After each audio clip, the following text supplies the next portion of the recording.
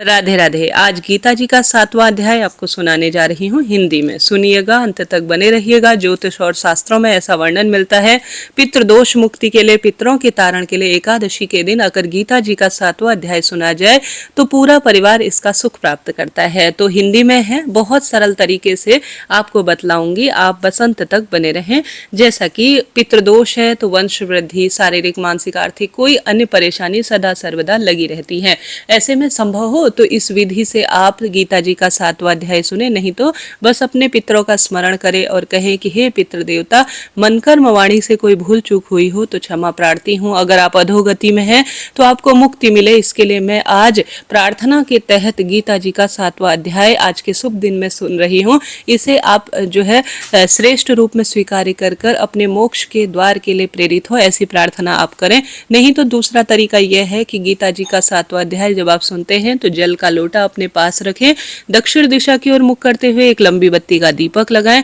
जल के लोटे में कुशा, जौ, तिल, गंगाजल डालकर पितृ देवताओं का ध्यान कर गीता जी का 7वां अध्याय सुने और बाद में पितरों को यह समर्पित, यह जो जल है दक्षिण दिशा की ओर मुख करते हुए आप समर्पित कर दें। तो इस तरह से दो प्रक्रिया है, आप चाहें किसी के भी तहत आप सुन सकते हैं। आरंभ करते हैं। गीता जी के 7वें अध्याय में लिखा गया है, श्री भगवान बोले, हे पार्थ, अनन्य प्रेम में मुझमें आसक्त चित्त और अनन्य भाव से मेरे पारायण होकर योग में लगा हुआ तू जिस प्रकार से संपूर्ण विभूति, बल, ऐश्वर्य, गुणों से युक्त सबके आत्मरूप मुझको संशय रहित जानेगा, उसको सुन। मैं तेरे लिए इस विज्ञान सहित तत्व ज्ञान को संपूर्णतया कहूंगा, जिसको जानकर संसार में फिर कुछ और जानने योग्य शेष नहीं रह जाएगा। हजारों मनुष्यों में से कोई एक मेरी प्राप्ति के लिए यत्न करता है और उन यत्न करने वाली योगियों में कोई भी एक मेरे पारायण होकर मुझको तत्व से अर्थात यथार्थ रूप में जानता है। पृथ्वी, अग्नि, वायु, आकाश, मन, बुद्धि और अहंकार भी इस प्रकार यह 8 प्रकार से विभाजित मेरी प्रकृति है। यह 8 प्रकार के भेदों वाली तो अपरा अर्थात मेरी जड़ प्रकृति है।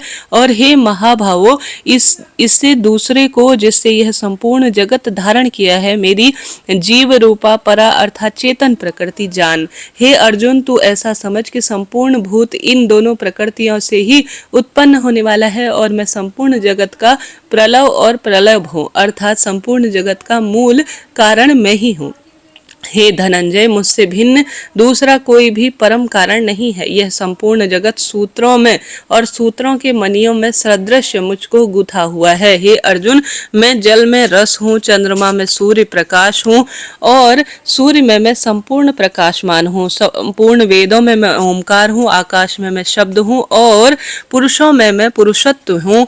मैं पृथ्वी में पवित्र हूँ, गंध में और अग्रिम में मैं तेज हूँ और संपूर्ण भूतों में उसका जीवन हूँ और तपस्वियों में मैं तप हूँ। हे अर्जुन, तो संपूर्ण भूतों का सनातन बीज मुझको ही जान। मैं बुद्धिमानों की बुद्धि और तेजस्वियों का तेज हूँ। हे भरत श्रेष्ठ, मैं बलवानों का आशक्त और कामनाओं से रहित बल अर्थात सामर्थ्य हूँ और सब भूतों में धर्म के अनुकूल अर्थात शास्त्र के अनुकूल काम हूँ। और जो भी सतगुण से उत्पन्न होने वाले भाव हैं और जो रजोगुण तथा तमोगुण से होने वाले भाव हैं, उन सबको तो मुझसे ही होने वाला है, ऐसा जान। परंतु वास्तव में उसमें मैं और वे मुझ में नहीं है। तीनों के कार्य रूप सात्विक, राजस और तामस, इन तीनों प्रकार के भावों से यह संसार प्राणी समुदाय मोहित हो रहा है। इसलिए इन तीनों गुणों से मुझ अविनाशी को नहीं जानता, क्योंकि यह अलौकिक अर्थात अति उद्धृत त्रिगुणमयी मेरी माया ही दुरस्त है। परंतु जो पुरुष केवल मुझको ही निरंतर भजते हैं, वह इस माया का उल्लंघन कर जाते हैं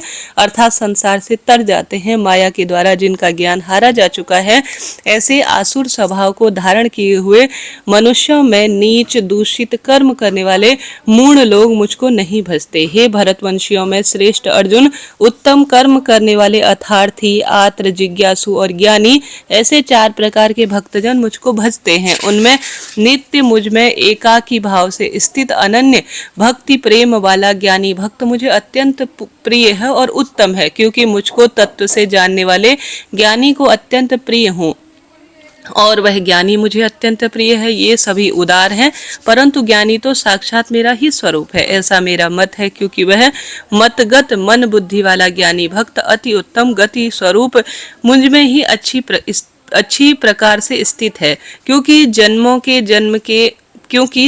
के अंत में जन्म में तत्व ज्ञान को प्राप्त पुरुष सब कुछ वासुदेव ही है। इस प्रकार मुझको जो भजता है वह आत्मा अत्यंत दुर्लभ है। उन भोगों की कामना द्वारा जिनका ज्ञान हारा जा चुका है, वे लोग अपने स्वभाव से प्रेरित होकर उस नियम को धारण करके अन्य देवताओं को भजते हैं, अर्थात पूजते हैं। जो सकाम भक्त जिस देवता के स्वरूप को श्रद्धा से पूजना जानता है, उस भक्ति की श्रद्धा को उसी देवता के प्रति मैं स्थिर करता हूँ। वह पुरुष उस श्रद्धा से युक्त होकर उस देवता का पूजन करते हैं। उस देवता से मेरे द्वारा ही विधान किए हुए उन इच्छित भोगों को निसंदेह मैं प्राप्त करता हूँ, परंतु उन अल्प बुद्धि वालों का फल नाशवान है तथा वे देवताओं को पूजने वाले देवता को प्राप्त करते हैं, और मेरे भक्त चाहे मुझको जैसे भी भजे अंत में मुझे ही प्राप्त होते हैं।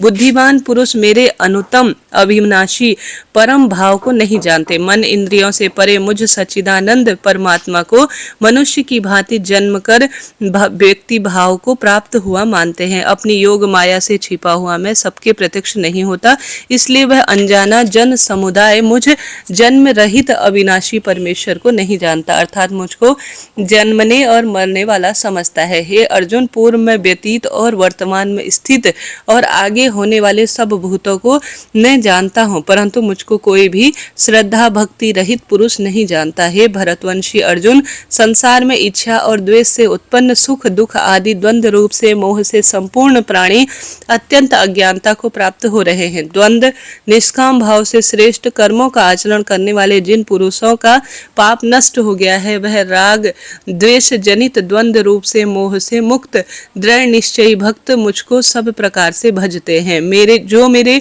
शरण होकर जरा और मरण से छूटने के लिए यत्न करते हैं, वह पुरुष उस ब्रह्मा को, संपूर्ण अध्यात्म को, संपूर्ण कर्म को जानते हैं।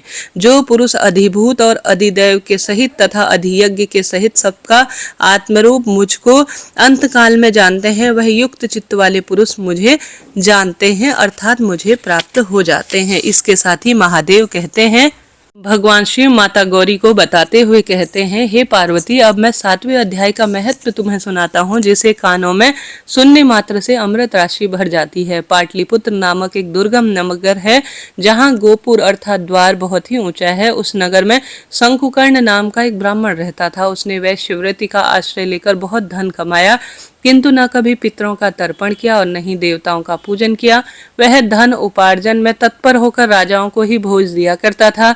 एक समय की बात है, उस ब्राह्मण ने अपना चौथा विवाह करने के लिए पुत्रों और बांधवों के साथ यात्रा की। मार्ग में आधी रात के समय जब वह सो रहा था, तब एक सर्प ने कहीं से आकर उसके हाथ में काट लिया। उसके काटते ही उसकी ऐसी दशा हो गई कि मणि मंत्र और औषधि आदि से भी उसके शरीर की रक्षा असाध्य जान पड़ रही थी। तत्पश्चात कुछ ही क्षणों में उसके प्राण प्रखेर उड़ गए और वह प्रेत बन गया। फिर बहुत समय के बाद वह प्रेत सर्प योनि में उत्पन्न हुआ और दर दर पर भटकने लगा। उसका वित्त धन की वासना में पूर्ण रूप से मन बधा हुआ था। उसने पूर्व वृतांत का स्मरण करके सोचा, मैंने घर के बाहर करोड़ों की संख्या में जो अपना धन गाड़ रखा है, इससे इन पुत्रों को कैसे वंचित कर स्वयं ही उसकी रक्षा करूंगा। सांप की योनि से पीड़ित होकर पिता ने एक दिन स्वप्न में अपने पुत्रों के समक्ष आकर अपना मनोभाव बताया।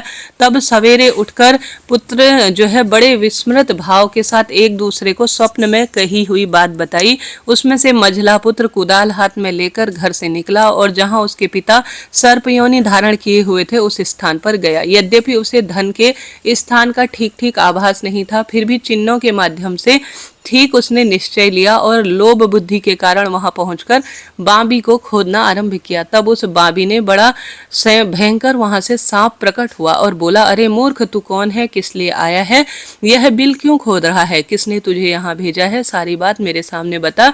मैं आपका पुत्र हूँ, मेरा नाम शिव है। पुत्र बोला, मैं रात्रि में देखे हुए स्वप्न से आश्चर्यचकित होकर यहाँ स्वर्ण लेने के कौतूहल से आया हूँ। पुत्र की ऐसी वाणी सुनकर वह सांप हंसता हुआ उच्च स्वर में इस प्रकार इस स्पष्ट बोला, यदि तू मेरा पुत्र है तो मुझे शीघ्र ही बंधन से मुक्त कर, मैं दर दर भटक रहा हूँ। मैं अपने जन्म के पूर्व जन्म के गाड़े हुए धन के लिए सर्प योनि में उत्पन्न हुआ हूँ। पुत्र बोला, पिताजी आपकी मुक्ति भला कैसे हो, इसका क्या उपाय है, हम सभी को बताएं, क्योंकि मैं रात में जो है सब लोगों को छोड़कर आपके पास आपकी मुक्ति के लिए ही आया हूँ। पिता बोले, बेटा गीता के अमृत सप्तम अध्याय को छोड़कर मेरी मुक्ति के लिए तीर्थ दान तप यज्ञ भी सर्वदा सामर्थ्य नहीं है। केवल गीता का 7वां अध्याय ही प्राणियों के जरा मृत्यु और सभी बंधन और दुखों को दूर करने वाला है। पुत्र, मेरे श्राद्ध के दिन गीता के 7वें अध्याय का पाठ करने वाले ब्राह्मण को श्रद्धा पूर्वक भोजन कराओ, इससे निसंदेह मेरी मुक्ति हो जाएगी। वत्स, अपनी शक्ति अनुसार पूर्ण श्रद्धा के साथ निर्व्यसनी और वेद विद्या में प्रवीण अन्य ब्राह्मण को भी खूब भोजन कराओ। सर्प योनि में पड़े हुए पिता के वचन सुनकर सभी पुत्रों ने उनकी आज्ञा अनुसार तथा उससे भी अधिक किया। तब शंकुकर्ण ने अपने सर्प शरीर देह को त्याग कर दिव्य देह धारण की और सारा धन अपने पुत्रों के अधीन कर दिया। पिता ने करोड़ों की संख्या में जो धन उनको आपस में बांट लिया। उनसे पुत्रों में इतनी सुंदर बुद्धि आई कि पुत्र प्रसन्न होकर उनकी बुद्धि ऐसी लगी कि धर्म पारायण वह खूब हो गए और उन्होंने बावड़ी, कुआं, पोखरा, यज्ञ और देव मंदिर निर्माण कराए और धन का उपयोग किया और अन्नशाला भी बनाई। उसके पश्चात सदा सर्वदा वह गीता जी के 7वें अध्याय का जप करते रहे। उनके सभी पितरों को इससे मोक्ष मिला और उन्हें भी अंत में मोक्ष मिलकर वैकुंठ की प्राप्ति हुई। हे पार्वती, यह तुम्हें मैंने गीता का 7वां अध्याय का महत्व और कथा पूर्ण रूप से श्रवण कराई, जिसके श्रवण मात्र से मानव सब पातकों से मुक्त हो जाता है। बोलिए श्री कृष्ण भगवान की जय, गीता जी की जय। प्रिय श्रोताजनों, इस तरह से यह आज मैंने गीता जी का 7वां अध्याय आपको सुनाया। आपसे बस अनुरोध है, चैनल को सब्सक्राइब करें। एकादशी व्रत पारण कब होगा, इसका वीडियो चैनल पर आ चुका है और एकादशी व्रत कथा भी चैनल पर आ चुकी है। राधे राधे।